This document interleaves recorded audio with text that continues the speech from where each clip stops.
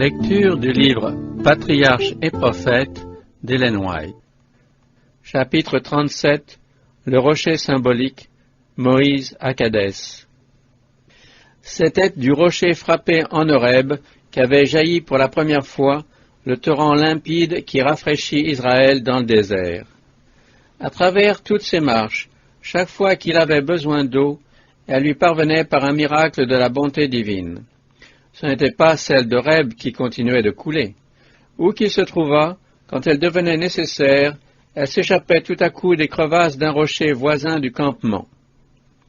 C'était le Fils de Dieu qui, par la puissance de sa parole, faisait sourdre ses ondes bienfaisantes.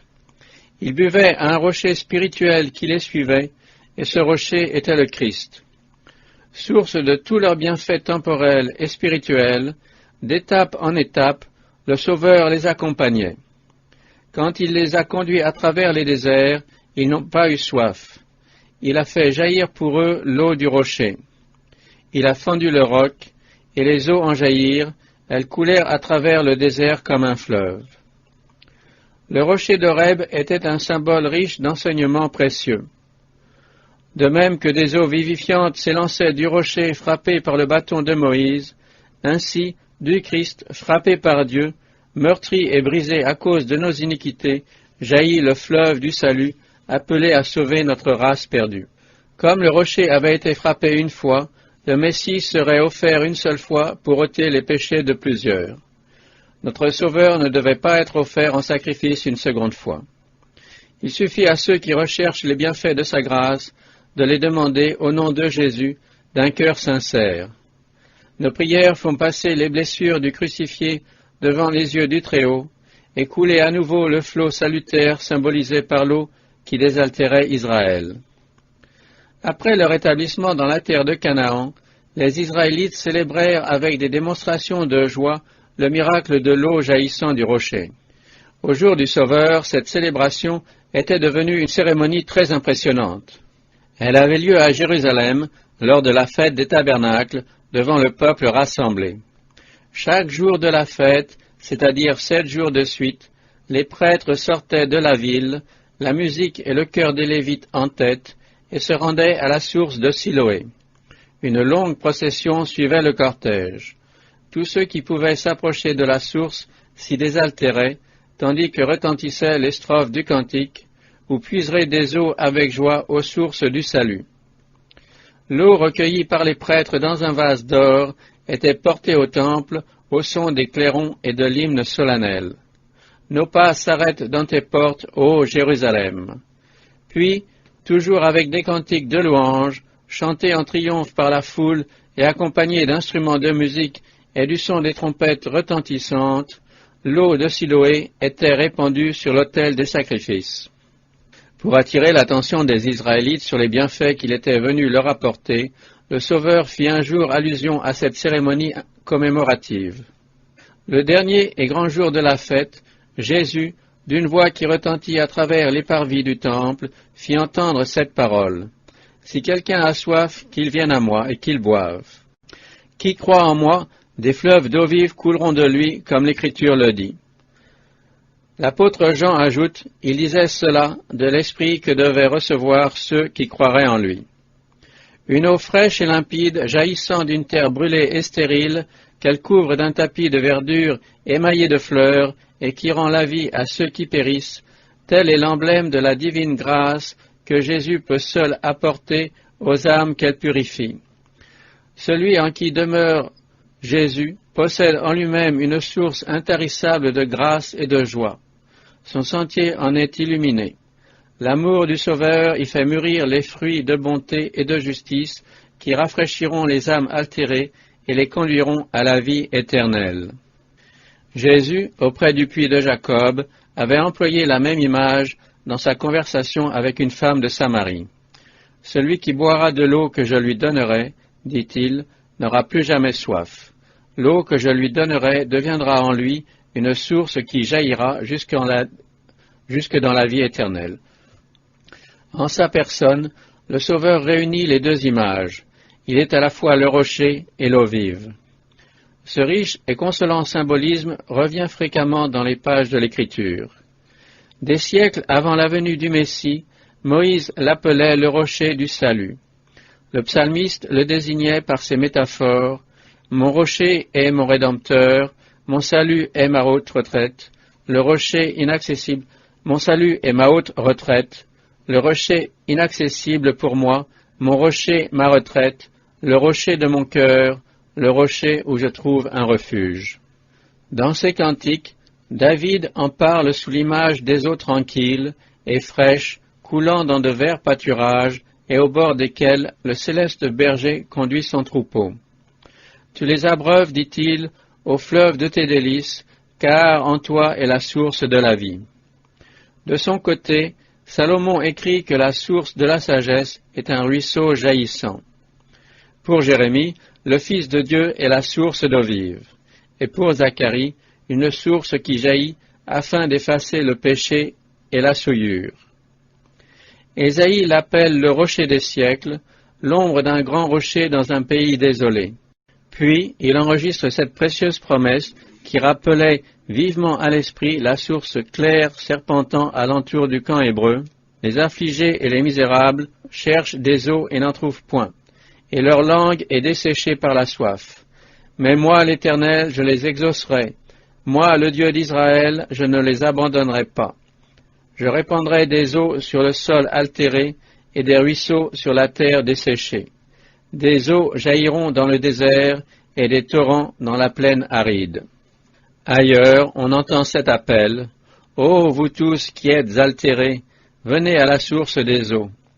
Ce même appel reparaît à la dernière page de la parole inspirée, où l'on voit le fleuve de l'eau vive, clair comme du cristal, sortant du trône de Dieu et de l'agneau, tandis que retentit à travers les siècles cette invitation miséricordieuse, que celui qui veut de l'eau vive la reçoive gratuitement.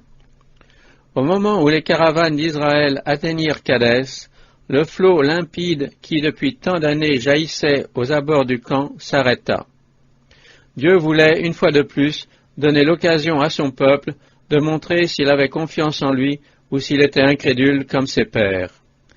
Dans le lointain se profilaient les collines de Canaan. Quelques jours de marche encore, et c'étaient les frontières du pays de la promesse. On n'était plus qu'à une petite distance du pays d'Édom, occupé par les descendants d'Ésaü, et à travers lequel on pouvait atteindre Canaan en ligne droite. Moïse avait reçu cet ordre: dirigez-vous vers le nord, donne cet ordre au peuple, vous allez passer sur le territoire de vos frères, les enfants d'Ésaü, qui habitent à Séhir, et ils auront peur de vous. Vous achèterez d'eux, à prix d'argent, la nourriture que vous mangerez, vous leur paierez même l'eau que vous boirez.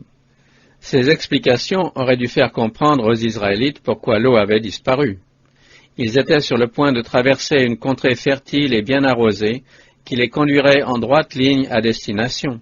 Dans le pays d'Édom, ils ne seraient pas inquiétés et ils pourraient s'approvisionner abondamment en nourriture et en eau. Avant que Dieu leur permît d'atteindre le but, ils devaient montrer qu'ils croyaient en ses promesses. La disparition de l'eau aurait dû être pour eux un sujet de réjouissance et le signe que leur pérégrination à travers le désert avait pris fin. Mais, aveuglés par l'incrédulité, ils ne le comprirent point. Au contraire, ils en firent un prétexte pour douter et murmurer. Comme s'ils avaient perdu tout espoir que Dieu les mettait en possession de Canaan, ils se mirent à réclamer bruyamment les bienfaits du désert. La première épreuve leur suffit pour laisser percer l'esprit ingrat et turbulent qu'avait manifesté leur père. Ils n'eurent pas plutôt entendu des voix demander de l'eau qu'ils oublièrent la main qui subvenait depuis si longtemps à leurs besoins. Au lieu de prières adressées à Dieu, on entendit des murmures désespérés. Que n'avons-nous péri quand nos frères périrent eux-mêmes devant l'Éternel? En somme, ils regrettaient de n'avoir pas subi le sort de Corée. Leur aigreur se déversa contre Moïse et Aaron. Pourquoi avez-vous fait venir l'assemblée de l'Éternel dans ce désert pour nous y laisser mourir, nous et notre bétail? Pourquoi nous avez-vous fait quitter l'Égypte pour nous amener dans ce mauvais pays où l'on ne peut pas semer, où il n'y a ni figuier ni vigne, ni grenadier, ni eau à boire? Alors Moïse et Aaron s'éloignèrent de l'assemblée et allèrent à l'entrée de la tente d'assignation. Ils tombèrent le visage contre terre, et la gloire de l'Éternel leur apparut. Moïse entendit ces paroles, « Prends le bâton et convoque l'assemblée, toi et Aaron ton frère. Vous parlerez au rocher en présence des Israélites, et il donnera ses eaux. Tu feras sortir pour eux de l'eau du rocher. » Moïse, le bâton de Dieu à la main, et Aaron se présentèrent devant la multitude. Tous deux étaient maintenant des vieillards. Durant de longues années, ils avaient supporté l'insubordination et l'opiniâtreté d'Israël. À cette heure-là, finalement, la patience de Moïse l'abandonna. « Écoutez, ô rebelles, s'écria-t-il, vous ferons-nous sortir de l'eau de ce rocher ?» Et, au lieu de parler à la paroi rocailleuse ainsi que Dieu le lui avait ordonné, il la frappa par 2 fois de son bâton. L'eau jaillit avec abondance du rocher, et la foule se désaltéra. Mais une grave faute avait été commise. Moïse avait parlé avec irritation. Plutôt qu'une sainte indignation causée par l'ingratitude et le mépris du peuple envers Dieu, le ton de ses paroles avait manifesté un accès de colère toute humaine. « Écoutez, ô rebelles, avait-il dit. L'accusation était fondée, mais la vérité elle-même ne doit pas être énoncée sous l'impulsion de l'humeur et de l'impatience. Chaque fois que Dieu avait chargé Moïse de prononcer devant le peuple des paroles pénibles à dire et à entendre, il l'avait soutenu dans la délivrance de son message. Mais ici, le prophète avait censuré le peuple de son propre chef, et il avait ainsi contristé l'Esprit de Dieu et fait du tort à Israël. Il avait manqué de patience et de calme, et le peuple en profita pour se demander si, dans le passé, il avait été dirigé par Dieu. Pour excuser ses propres péchés, il en vint à se demander si la conduite de Moïse, aussi bien que la sienne, n'était pas exempte de blâme. On avait enfin trouvé un prétexte pour repousser toutes les censures que Dieu prononça par l'intermédiaire de son serviteur. En demandant « Vous ferons-nous sortir de l'eau de ce rocher ?» Moïse manqua de confiance en Dieu et laissa entendre qu'il ne ferait pas ce qu'il avait promis. Aussi Dieu dit-il à Moïse et à Aaron, « Vous n'avez pas cru en moi, de manière à me sanctifier aux yeux des enfants d'Israël. » Au moment où l'eau avait fait défaut, en effet, leur foi avait été ébranlée par les murmures du peuple. La première génération fut condamnée à périr dans le désert à cause de son incrédulité, et maintenant la même disposition reparaissait chez leurs enfants. Ces derniers vont-ils subir le même sort? Telles étaient les réflexions de Moïse et de Aaron. Las et découragés, ils ne firent rien pour enrayer le courant du sentiment populaire. S'ils avaient eux-mêmes manifesté une foi inébranlable en Dieu, ils auraient pu, par des paroles d'encouragement, aider le peuple à surmonter l'épreuve. En exerçant d'une façon prompte et énergique l'autorité dont ils étaient investis, ils auraient pu arrêter les récriminations. Avant de réclamer le secours de Dieu, leur devoir était de faire tout ce qui dépendait d'eux pour remédier à la situation. Que de maux auraient été évités si les murmures à Kadès avaient été réprimés. Par son acte inconsidéré, Moïse en outre annulait un enseignement que Dieu se proposait de donner. Le rocher, qui tout au début devait être frappé une fois seulement, symbolisait le Messie qui serait immolé une seule fois. La seconde fois, il aurait suffi de parler au rocher, tout comme il nous suffit aujourd'hui de demander à Dieu ses bienfaits au nom de Jésus. En frappant le rocher une seconde fois, Moïse défigurait ce bel emblème. Il y avait plus encore. Moïse et Aaron s'étaient arrogé un pouvoir qui n'appartient qu'à Dieu. L'intervention divine donna à cette circonstance une solennité extraordinaire, et les conducteurs d'Israël auraient dû en profiter pour inculquer au peuple une haute idée de la majesté, de la puissance et de la bonté divine. Quand ils s'étaient écriés avec colère « Vous ferons-nous sortir de l'eau de ce rocher ?» bien que sujets eux-mêmes aux défaillances et aux infirmités humaines, ils s'étaient mis à la place de Dieu. Lassé par des continuels murmures et les révoltes du peuple, Moïse perdut de vue son tout-puissant soutien. Privé de la force divine, un seul instant suffit pour entacher sa carrière d'une faiblesse humaine.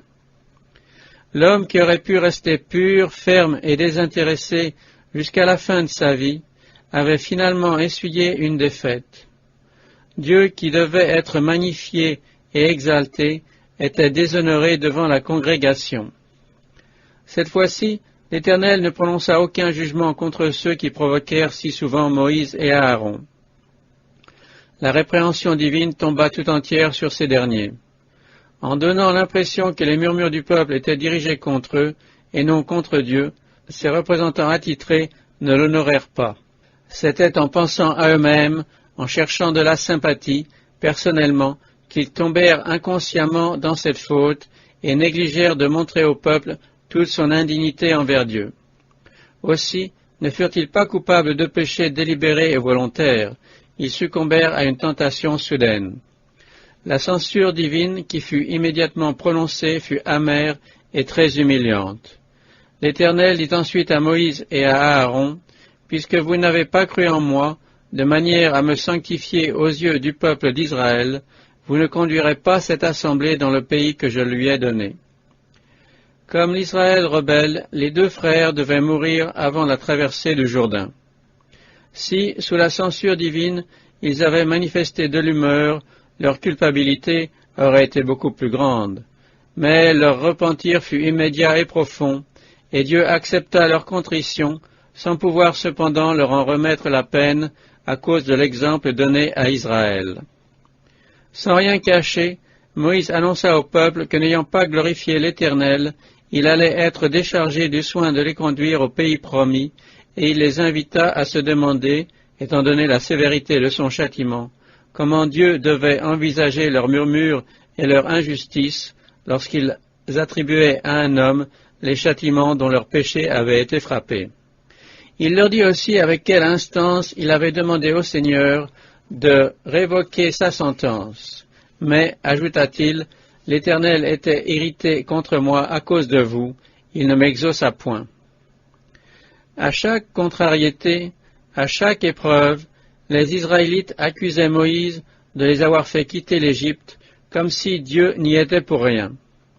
Et chaque fois qu'ils s'étaient plaints des ennuis du voyage et de leur chef, Moïse leur avait dit, « Vos murmures sont dirigés contre Dieu. Ce n'est pas moi, c'est lui qui vous a délivrés. » Or, sa parole imprudente prononcée devant le rocher, « Vous ferons-nous sortir de l'eau de ce rocher ?» justifiait implicitement l'accusation d'Israël, et aurait pu le confirmer dans son incrédulité. C'était pour effacer à jamais cette impression de leurs esprits que Moïse n'entra pas dans la terre promise. Ce fait prouvait d'une façon incontestable que leur chef n'était pas Moïse, mais bien l'ange puissant dont Dieu avait dit « Je vais envoyer un ange devant toi pour te protéger en chemin et pour t'introduire dans le lieu que je t'ai préparé. Prends garde à toi-même quand tu seras en sa présence et écoute sa voix, parce que mon nom est en lui. » L'Éternel fut irrité contre moi à cause de vous, avait dit Moïse. Lorsqu'il commit sa faute, les yeux de tout Israël étant dirigés sur lui, son péché rejaillit sur celui qu'il avait choisi comme conducteur de son peuple. Si Dieu avait fait bon marché d'une faute connue de tous, le peuple aurait conclu que, chez les hommes haut placés et dans des circonstances extrêmement irritantes, le manque de foi et l'impatience peuvent être excusés. Mais quand on apprit que pour ce seul péché, Moïse et Aaron allaient être exclus de Canaan, on comprit que Dieu ne fait pas exception de personne et qu'il punira sûrement les transgresseurs de sa loi. L'histoire d'Israël a été écrite pour servir d'instruction et d'enseignement à toutes les générations futures.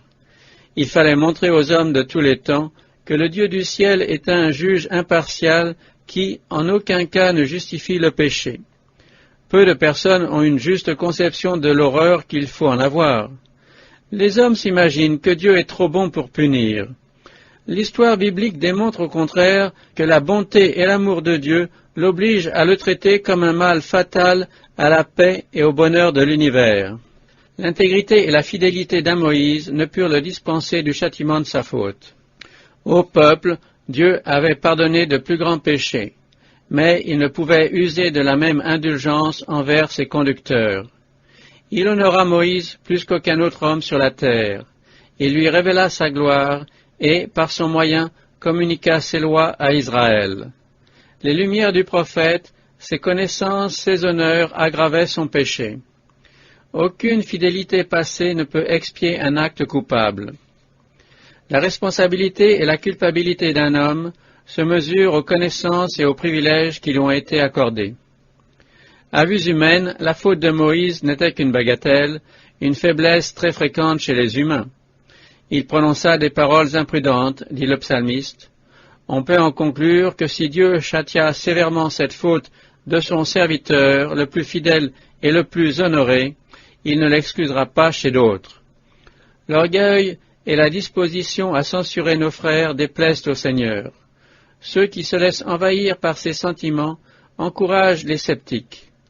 Plus la position d'un homme est élevée, plus vaste est son influence, et plus impératif aussi son devoir de cultiver la patience et l'humilité.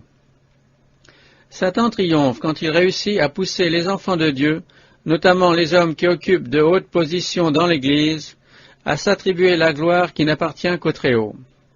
C'est par là que Satan est tombé, et c'est par là qu'il réussit le mieux à perdre les hommes. Il n'est pas de bienfait, pas de tentation dont Satan ne s'empare, si nous lui donnons prise, pour cribler et ruiner notre âme. Aussi, est-ce pour nous mettre sur nos gardes que Dieu nous donne tant d'avertissements contre l'orgueil. Il n'est pas une inclination de notre nature, pas une faculté de notre esprit, pas une impulsion de notre cœur qui n'ait besoin à chaque instant d'être placé sous la direction de l'Esprit de Dieu.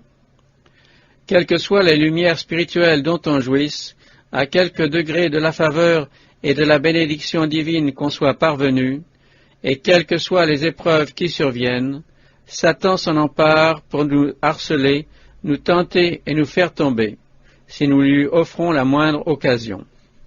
Il est donc indispensable de marcher avec humilité devant Dieu et de lui demander avec foi de diriger chacune de nos pensées, de dominer chacune de nos impulsions. Tous ceux qui professent la religion de Jésus-Christ sont tenus, de façon la plus sacrée, à être calmes et à garder leur sang-froid au milieu des circonstances les plus critiques. Les charges qui reposaient sur Moïse étaient lourdes et nombreuses. Peu d'hommes seront jamais éprouvés aussi durement que lui, et cependant il n'en fut pas tenu compte pour l'excuser. Dieu a largement pourvu aux besoins de ses enfants, et s'ils s'appuient sur lui, ils ne seront jamais le jouet des circonstances. Sans doute, Satan nous attaque sur nos points faibles, mais ce n'est pas une raison pour être vaincu. Les tentations les plus sévères ne justifient pas le péché, quelque pression qu'elles exercent sur nous. Si nous cédons, celui-ci est notre fait. Ni la terre ni l'enfer n'ont le pouvoir de forcer quelqu'un à succomber. Quelque soudain, quelque terrible que soit l'assaut, le secours est de Dieu, et avec sa force nous pouvons triompher.